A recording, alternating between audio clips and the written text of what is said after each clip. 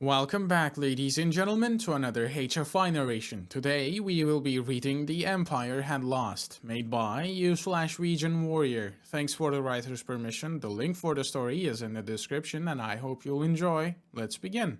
The Empire had lost. We had lost. We knew we had lost. We knew when the trade dwindled and stopped. We knew when food and water was rationed. But we truly knew we had lost when we saw the younglings return as cripples, the few who did return to their families. There was nothing like that to drive home the point that our once mighty empire had failed to contain the Terrans. Apart from seeing the Terrans arrive on our own cradle planet, that is, arriving and after dispatching the remnants of our once proud fleet, landing.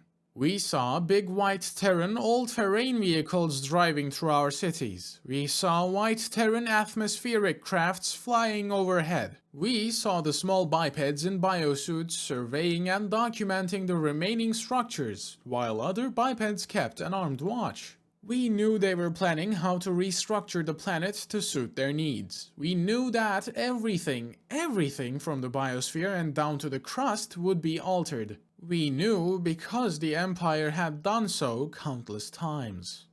As we briefly met out of sight from them, we asked ourselves how bad the changes would be. As we shared what little foods there was left, we speculated on the oxygen levels and bacterial flora the Terrans would require to thrive. And as we parted, we wondered how many of us might survive the changes. Not many would survive or be allowed to survive, we knew, but perhaps enough would that they might dare dream once again, generations down the line. Then, one day, one of their white vehicles stopped in the remains of the local market, and 4 Terrans exited onto the dusty, broken cobbles. A legless youngling, a cripple from one of the countless battles in the war, didn't scurry away in time and was interrogated, told to guide 2 of the Terrans to the community leader. Whispered words spread quickly as we watched from our hiding places. We knew what the Terrans wanted, laborers, maybe as slaves, maybe under the pretext of volunteers. The Empire had used both in the past. But we knew it might mean food and reprieve from starvation and thirst, however temporary it may be.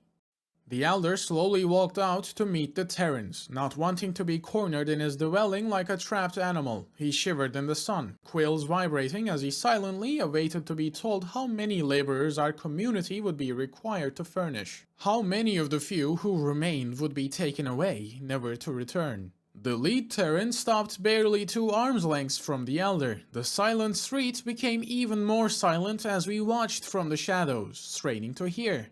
The Terran lifted its arms and took off the biomask. Its eyes turned red as it stood, unprotected in the acrid air. Then it spoke. Not in the Terran language, not in interlingua, but in our own tongue, the language our once prideful empire had not allowed any subjugated species to speak. Venerable Elder, it said, what is this community's most critical needs? What can Terra do to help rebuild this village, this community? That was the end of the story. Thank you so very much to Commodore Goat for supporting me on Patreon, and thank you all for listening. I'm glad to still have you here. This was rushed, so apologies if it sounds off. I wanted to put another one out there. Anywho, if you have stuck around, go and show your appreciation to the writer on HFY. I hope you're having a good day, and I'll see you in the next one.